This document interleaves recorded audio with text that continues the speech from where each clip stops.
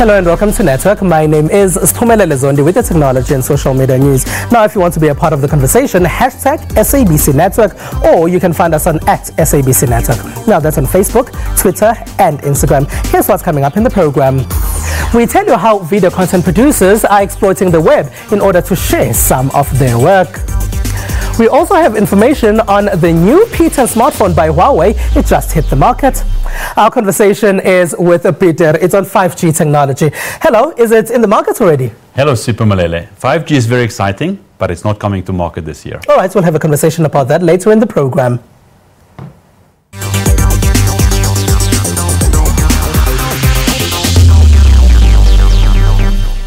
The Department of Science and Technology and the Human Sciences Research Council released 2 reports on Wednesday. One was on research and development expenditure in South Africa, and the other was on the performance of the intellectual property that is developed in publicly funded research institutions. Here's Science and Technology Minister Naledi Pandor. It's a report which tells us how much money South Africa in the public and private and other sectors is devoting to research and development. So to promoting innovation, new products, new services, as well as to producing postgraduate students and their use in the economy. The minister also spoke on how this research on different innovations will benefit those living in rural areas.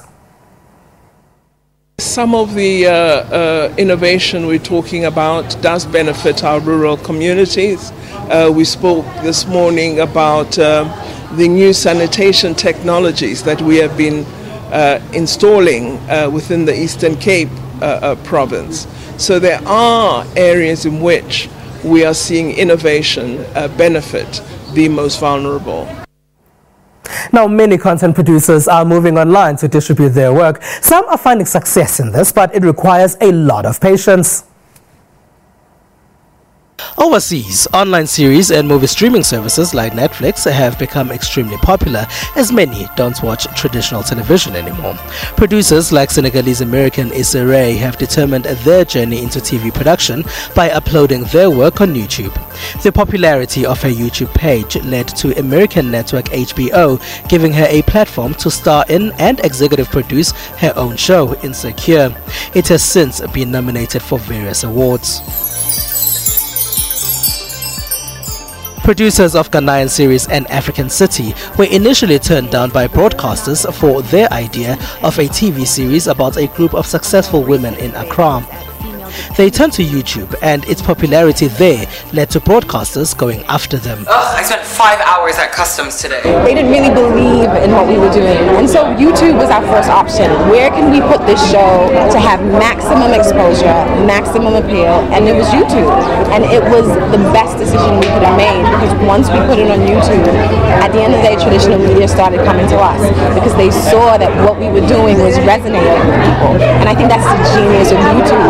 You have an audience out there, so once you create the content, throw it on there and see if it moves, and that's what happened in African City. Nje manje bathe bafuna ukushadiswa umfundisi waseGoli sakhibela amabhasi aya koGoli fike eGoli bathi bafuna ukuthi kuyodliwele eKapa sekhethanile manje seKapa sesilinde bona ke bayoshutha izithombe eThekwini. That same method was used by Zulu comedian Tendria Mosley. She tried to act after completing her drama studies at the Durban University of Technology. Again, casting directors didn't seem to want her. Years later, she turned to YouTube and found huge popularity there. She started getting stand-up comedy gigs and was even cast in a TV drama series. I've been able to travel because a lot of people, even though I was doing stand-up comedy, but I didn't know there were South Africans in Russia. I didn't know there were not just South Africans, Zulu-speaking South Africans. I didn't know that people in Swaziland enjoy listening to Zulu because these languages are similar. So I've performed for Nguni-speaking people all over the world. Online platforms seem to have provided Africans with content that they wouldn't find on television. Some bypass TV gatekeepers as they would be telling new narratives that aren't found in traditional television. Many we spoke to in Johannesburg say they watch video content mostly online now. YouTube, and reason for that is because I have it on my phone as an app. Via internet, because the thing that I want to keep it on my phone. There's lots of sites online where you can just live stream your videos? It's online because like it's more accessible. I can access it anywhere as long as I have my smartphone.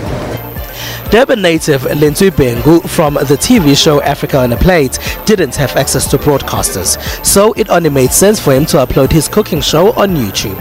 He says online platforms have helped him own his content while making money from it too. We went to free to air, went onto the web, and our first one was me walking at Kukule to cooking, watching somebody else cook skarpkop. We put it up online, and that's how things go from small beginnings. It was friends and family, and then we became more serious and more structured about how we filmed and how I cooked myself, and the storyline too. Then more people came onto it, and then a year later the Africa channel in the States were knocking on our door, talking about doing a TV show.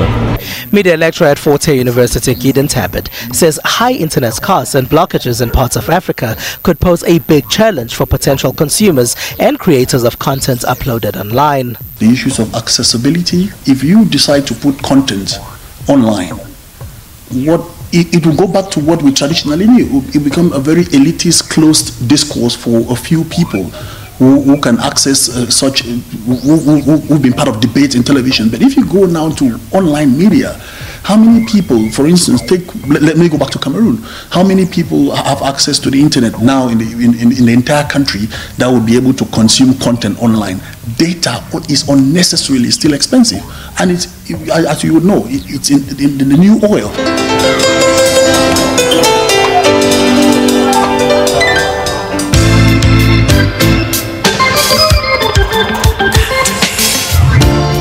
Ate Uga has directed a successful television series like Zone 14 and Isbaya, as well as cinema hit Mrs. Right Guy.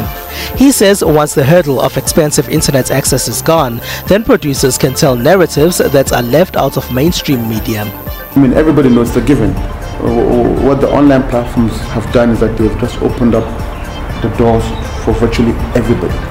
Anybody with a camera, anybody with a story to tell, whether it's a paper camera or a cell phone camera, can tell a story, and that story can travel far in seconds. The constant increase of smartphones in Africa is also helping producers of content for digital platforms get new audiences. Huawei has revealed the P10 in South Africa. The phone was first showcased at Mobile World Congress in Barcelona in Spain. Huawei has officially launched its flagship phones, the Huawei P10 and P10 Plus, to the South African market. The P10 has a 5.2-inch screen, and the P10 Plus is larger at 5.5 inches. It also has a Leica camera, similar to the more recent phones they've released. The new phone has a 3D facial technology, portrait enhancement, and dynamic illumination. Its rear camera consists of a 20-megapixel monochrome image sensor and a 12-megapixel color image sensor. What we have found is that the P9 was very successful and it set a few benchmarks in terms of design. So we didn't want to lose that essence. So we kept most of those core elements, but what you would find with the rounded edges, the rounded backs, and a little bit more minimalistic in terms of the size, is purely because we tried to make it more user-friendly in terms of able to hold. If you also look at, we spoke a lot about the back of some of our devices, the diamond cut versions, etc. All of this is because it is such a premium phone. You don't want it to be dropped and break easily, so you'll find the Gorilla Glass that we put on there, but the diamond cut also makes it less slip resistant. You're not going to have it just drop out of your hands. It's more, so it makes it more durable. The materials also have been enhanced. You would find that we've also put a Gorilla Glass backing on the camera lens. Both phones can be pre-ordered at this stage and will be available in stores in May. The going price is estimated at 10,000 rands for the P10 and about 13,000 for the P10 Plus. Uber is piloting a service to assist the elderly, and China has become one of the big global app revenue generators. These are some of the stories that made tech headlines in the last week.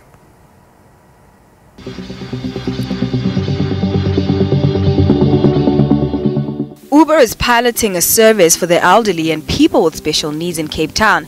It's called Uber Assist. Uber says this is with the effort to step up and offer assistance to those that require it when traveling from one point to the next. Now off we go to China. With the smartphone user base long surpassing half its population, China is becoming a big global app revenue generator. By 2016, China has generated almost a third of the global app revenue and has contributed up to half of the iOS App Store's annual revenue growth. I think the government is trying to help a lot for the startups, the entrepreneurs to succeed. The key is to have the right business model. Thanks to its massive smartphone user base and ever-improving hardware, China's app downloads were up 15% in 2016, and its app revenue amount went up another 40% according to App Intelligence First App Annie.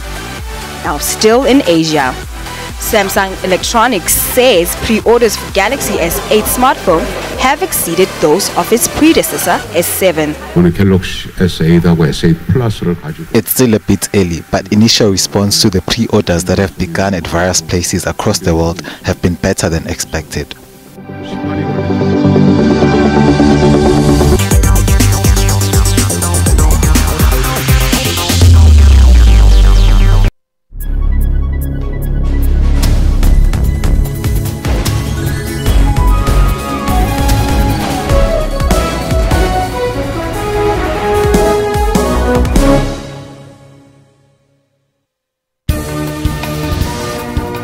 We make sure to be where news is happening, both locally and globally. For the latest business news, stay with us. From South Africa to the world, we've got all your latest sporting news.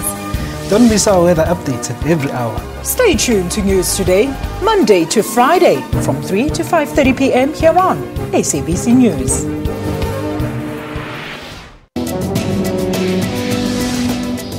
What is environmental health?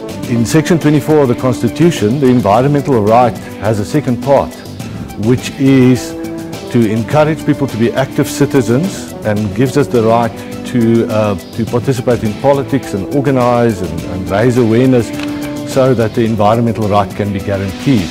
Using coal and wood and paraffin to cook with or to heat their space or to heat water. These are basic fundamentals, and I think if we can address that alone, we will make a huge impact, an environmental impact on the health of our population. Food that comes into the country, the vigilance at the ports and harbours is being checked at the moment currently by environmental practitioners who are port officers at those ports. They need to be more stringent in terms of control of what comes into the country. Join Health Talk every Saturday for all your health news.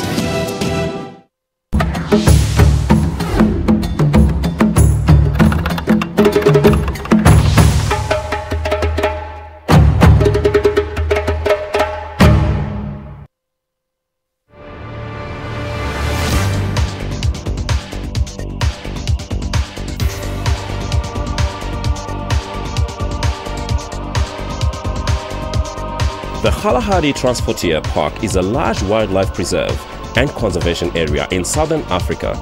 Kalahari means place of thirst. The total area is 38,000 square kilometers. Approximately 3/4 of the park lie in Botswana and 1/4 in South Africa. South Africa embraced the concept of transportiers linking ecological reserves across national borders. On the 12th of May 2000, President Festus Mogae of Botswana and Thabo Mbeki of South Africa formally launched South Africa's first Peace Park. It has 200 species of birds, including vultures, mammalians such as black Kalahari lions, and large herds of herbivores, namely elands, springboks, blue wildebeest, and more.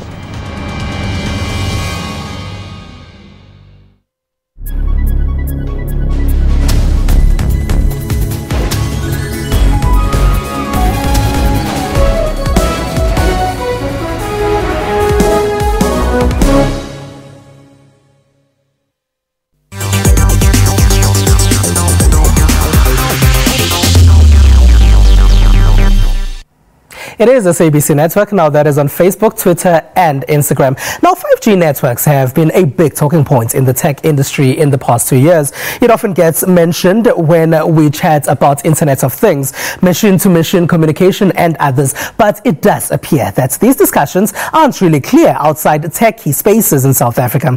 To give us a better understanding on what 5G is Pieter van der Westhuizen from Ericsson, South Africa. Hello and thank you for being a part of our network. Hello, Sipho Molele. Now, what 5G technology? You're right. 5G is a very exciting step in the development of mobile communications technology. 2G technology, if you remember GSM, was mainly about voice and that fantastic service called SMS. And 3G, 4G was very much about accessing the internet on our smartphones.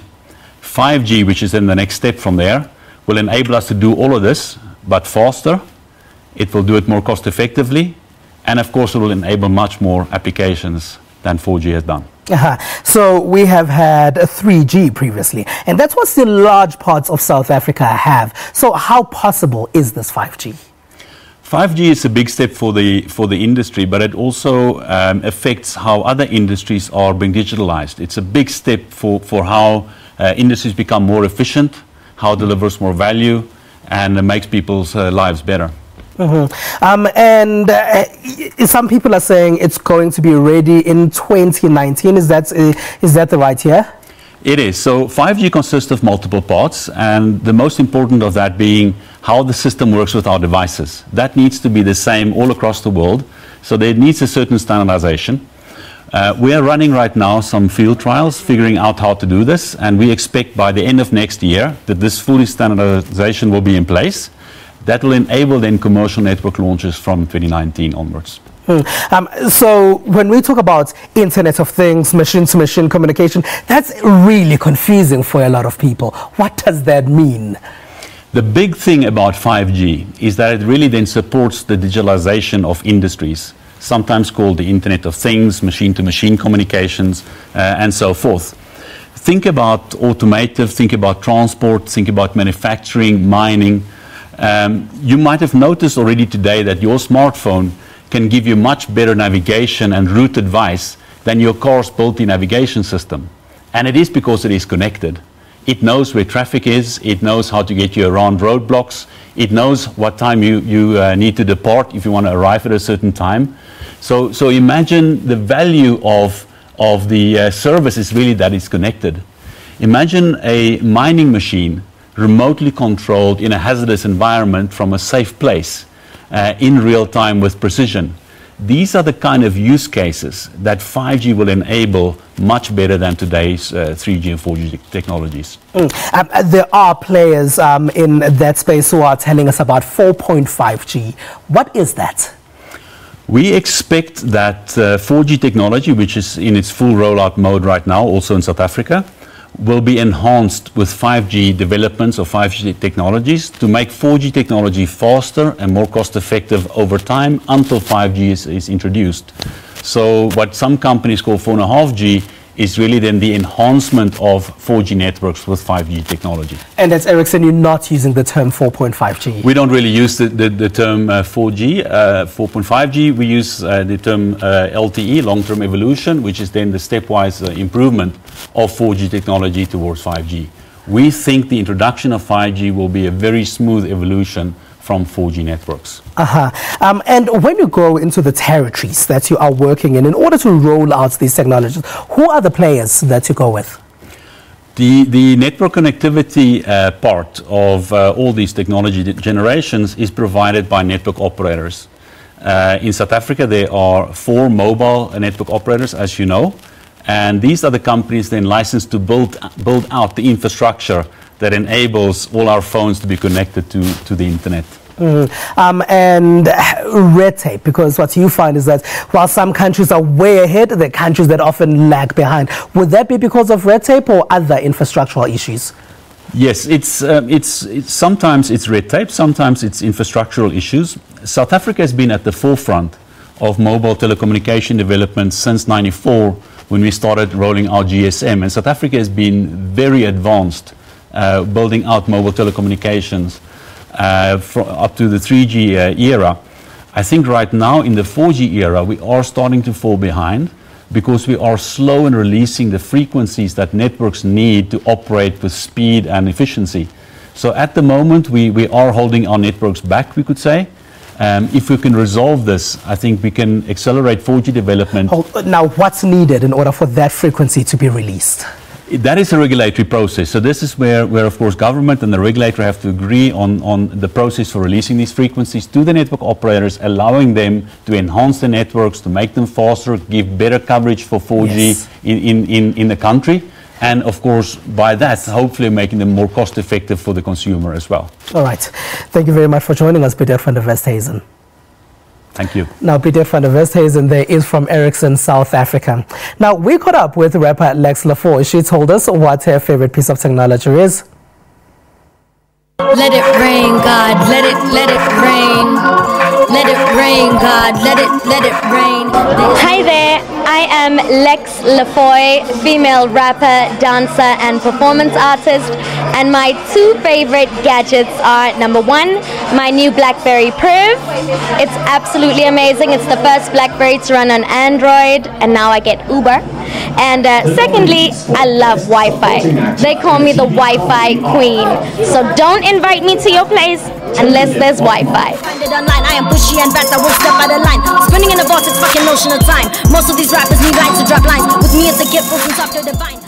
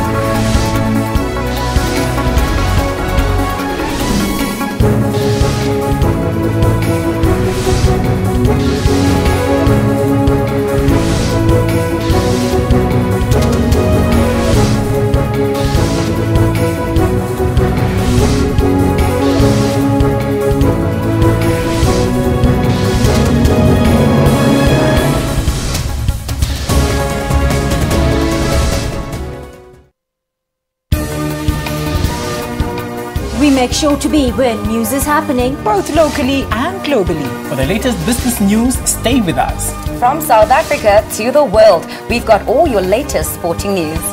Don't miss our weather updates every hour. Stay tuned to News Today, Monday to Friday, from 3 to 5:30 p.m. here on SABC News.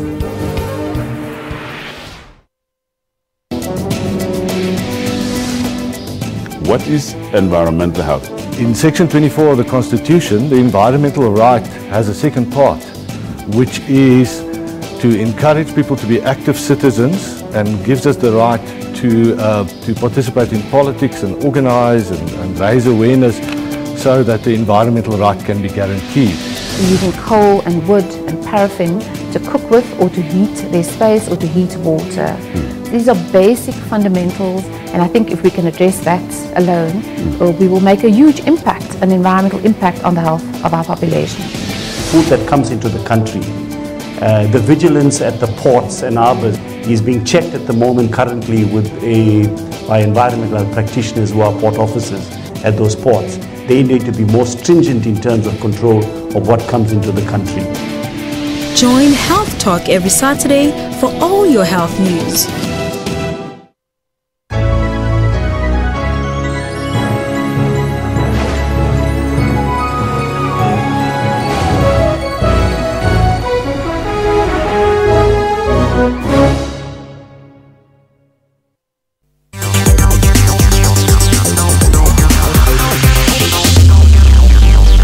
It is hashtag SABC Network and at SABC Network on Facebook, Twitter and Instagram.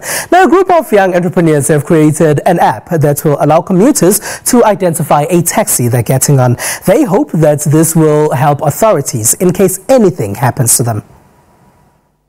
Everyone is concerned that am I safe to get into a taxi? So now we are working on people's safety, ensuring them some kind of safety, and saying that even if something happens to you, you must know that people who do something or anything to you, then we have a lead of who might have done that, and they're going to be prosecuted for what they did. Taxi commuters will have to download the app onto their phones and then use the app to scan QR codes on these taxis before they get into these taxis, and in that way we will have information of everyone driving and everyone getting into a taxi. We have considered and we understand that not everyone uses a smartphone, and not everyone has access to a smartphone or iStore or Play Store. So to those who don't have that access, then we are saying there are going to be other means. For example, we were looking into the SMS line where you can easily SMS the registration number of the taxi. This week, our Twitter poll has been asking where you watch most of your video content. An overwhelming 60% said they watch their video content on YouTube. Second was television at 27%. In third place were people who chose the option of other, as that was at 10%. And in last place at 7% are people who say piracy sites. And that's all we have for you. Find us on SABC Network on Facebook, Twitter and Instagram. News Network at sabc.co.za on email. We leave you with a video of an 82-year-old Japanese dumpling maker who turns into DJ, spinning the decks. From me and the rest of the network team, have a good one. Bye-bye.